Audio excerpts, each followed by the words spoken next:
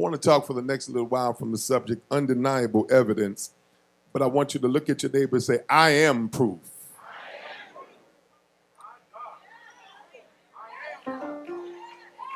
Woo-wee. I need you to just holler down your road, say, I am proof. You want to wonder if Jesus is real, if you have questions about him, I am living, breathing proof that he is alive and well. Be seated. Brothers and sisters, ladies and gentlemen, there is no greater testimony than a changed life. There is no argument. There is no discussion. There is no debate. They that argue against change cannot deny proof of a significant change and transformation in your life. No verbal witness could ever affirm a change greater than a living, visible witness. It's one thing to talk it. It's another thing to be it. Talking about you've been changed does not mean anything. But when you truly have been changed, you ain't got to say nothing. You just simply show up and your case is won. Interesting enough is this text because it centers us upon the first persecution of the early church. It's the first time the church has been under fire, the first time. Here they are, the church being birthed in a very hostile environment in the Byzantium Empire, the time of the Byzantium Empire, and here they are dealing with anti-God, anti-Christ for the most part, anti-Christ minds and mentality. They're plagued with violence that was, of course, perpetrated upon the church. It was a dangerous time to be saved, dangerous time to be a Christian. They were killing Christians. They were not just trying to hurt their feelings, but the church was birthed in a time where people were fearing for their lives. The church was birthed in a time where people were being beheaded. They were being thrown in the Colosseum, Rome.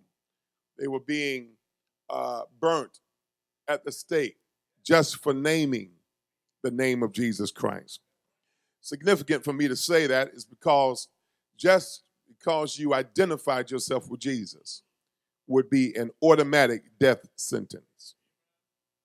None of us have ever known what it is to be under that kind of pressure and fire. That just because we identify ourselves as Christian, our lives have never been in jeopardy. The worst we have ever experienced is somebody just don't like us. And talk bad about your church.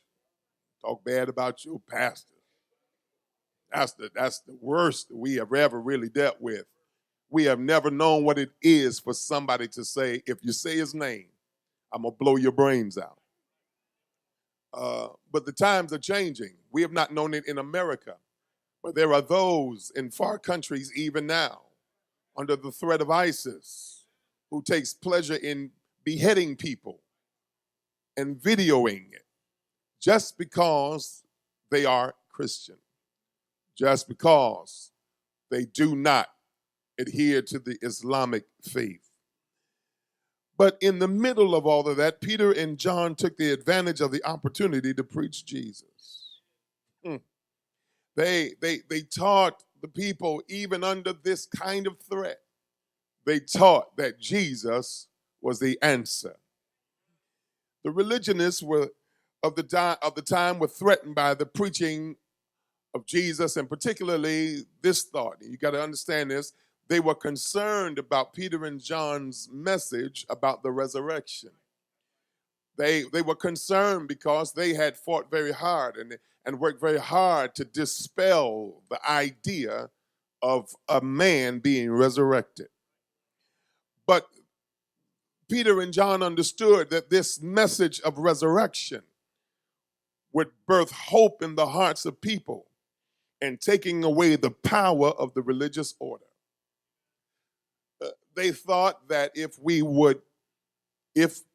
we can keep them silent about this resurrection business, we could keep them from talking about this Jesus who got up on the third day, that we could keep the hope of the people incarcerated to the point that they would just buckle under the religious constraints that we put upon them. There is a freedom in knowing that Jesus lives. Songwriter put it like this: because he lives. Do I have a church here? I can face tomorrow. There is a freedom in your life. There is a comfort. Come on, church folk, talk to me. There is a comfort that you operate in knowing that it doesn't matter how bad it gets. Sooner or later, Jesus is going to show up. He's going to do something. I may be crying. I need some believers to say something. I may be crying today, but because I know Jesus, I know that it won't end like this. Well, David said it like this: weeping may endure for the night. But for all of you that know Jesus, you know that joy is coming in the morning. It's interesting that under all of this pressure and all of this hostility and in this hostile environment, Peter and John preached the gospel. They preached the gospel. They preached the gospel.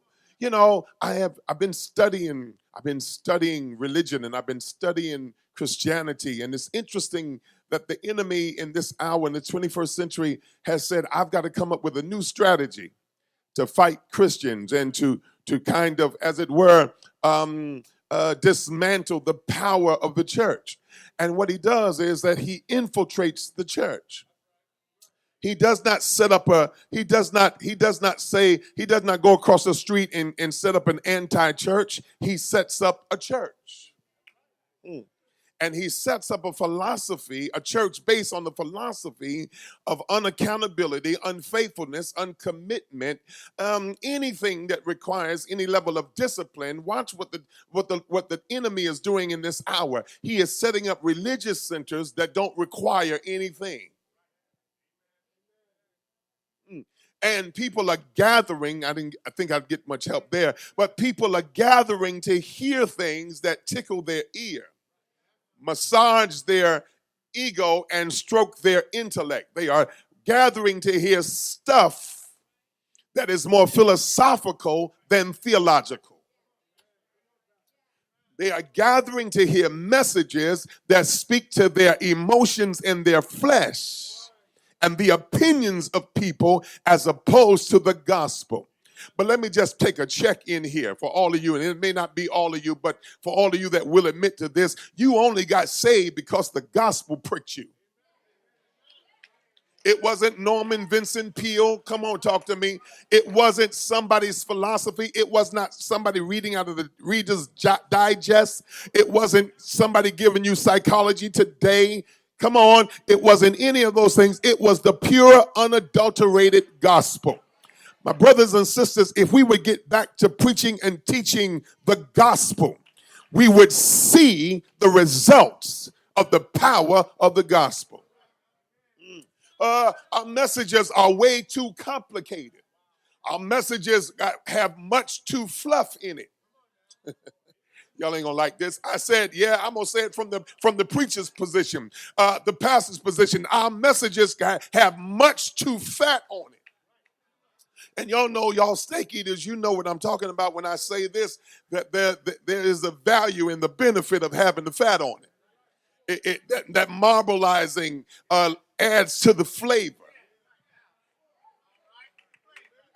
When I want a ribeye and I get to choose it, I look at how much, because I know it's going to add to the taste.